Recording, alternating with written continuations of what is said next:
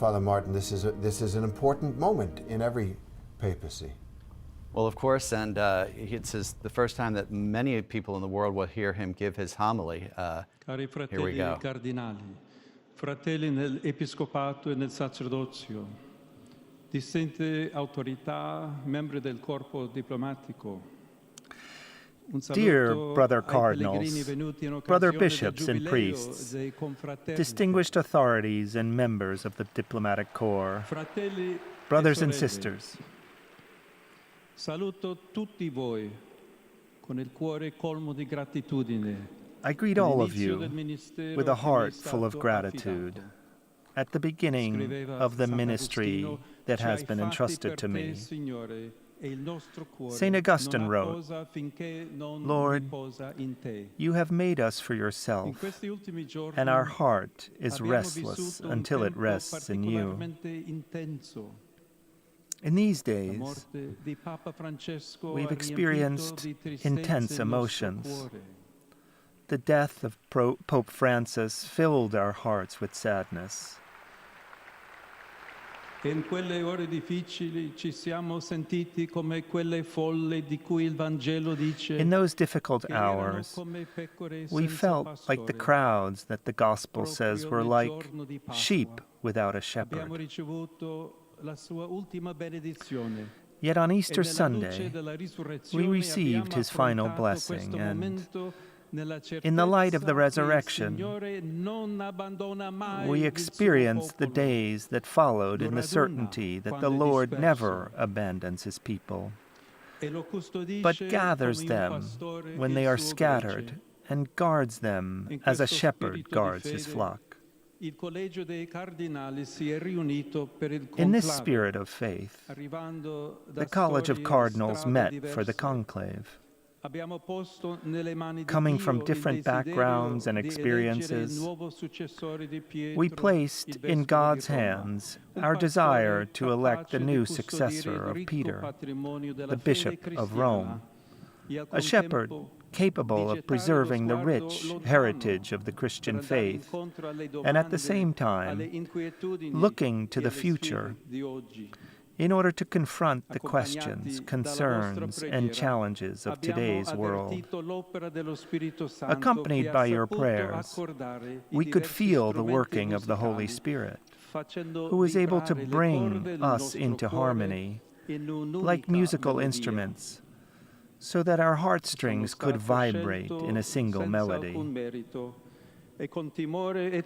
I was chosen without any merit of my own, and now, with fear and trembling, I come to you as a brother who desires to be the servant of your faith and your joy. Walking with you on the path of God's love, for He wants us all to be united in one family. Love and unity. These are the two dimensions of the mission entrusted to Peter by Jesus.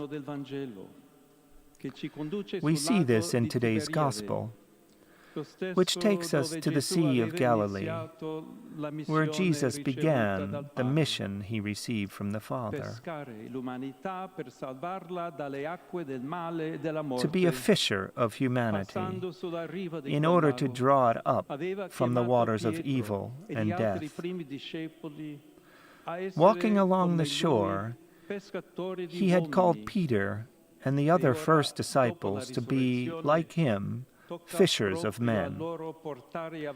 Now, after the resurrection, it is up to them to carry on this mission, to cast their nets again and again, to bring the hope of the gospel into the waters of the world, to sail the seas of life so that all may experience God's embrace. How can Peter carry out this task? The Gospel tells us that it is possible only because of his own life was touched by the infinite and unconditional love of God, even in the hour of his failure and denial. For this reason, when Jesus addresses Peter, the Gospel uses the Greek verb agapao, which refers to the love that God has for us, to the offering of himself without reserve and without calculation. Whereas the verb used in Peter's response describes the love of friendship that we have for one another. Consequently, when Jesus asked Peter, "Simon, son of John, do you love me more than these?" he is referring to the love of the Father. It is as if Jesus said to him, "Only if you have known and experienced this love of God, which never fails, will you be able to feed my lambs. Only in the love of God the Father will you be able to love your brothers and sisters with that same more, that is, by offering your life for brothers and sisters."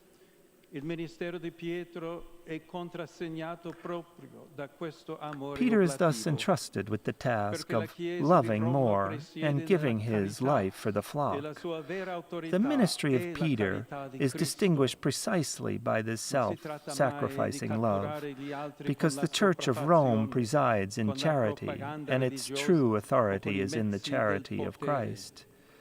It is never a question of capturing others by force, by religious propaganda, or by means of power. Instead, it is always and only a question of loving as Jesus did. The Apostle Peter himself tells us that Jesus is the stone that was rejected by you, the builders, and has become the cornerstone. Moreover, if the rock is Christ, Peter must shepherd the flock without ever yielding to the temptation to be an autocrat, lording it over those entrusted to him. On the contrary, he is called to serve the faith of his brothers and sisters, and to walk alongside them. For all of us are living stones, called through our baptism to build God's house in fraternal communion, in the harmony of the Spirit, in the coexistence of diversity. In the words of St. Augustine, the Church consists of all those who are in harmony with their brothers and sisters and who love their neighbor.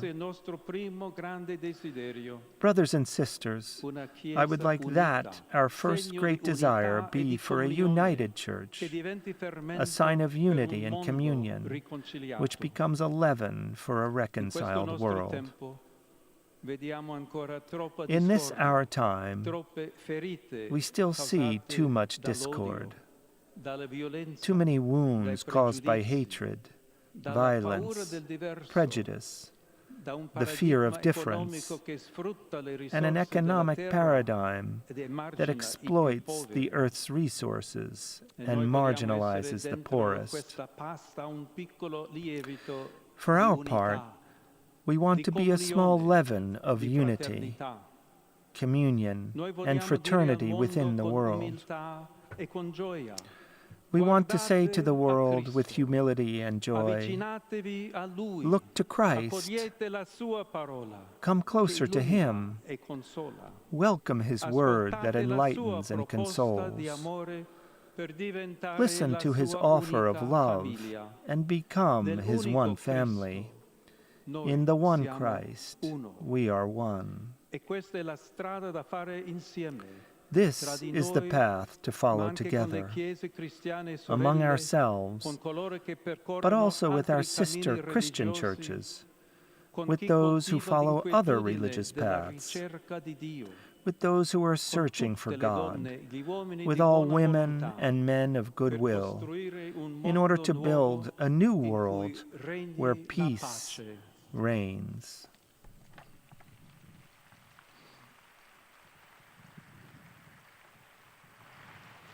Questo è lo spirito missionario che deve animarci. This is the missionary spirit that must animate us, not closing ourselves off in our small groups, nor feeling superior to the world.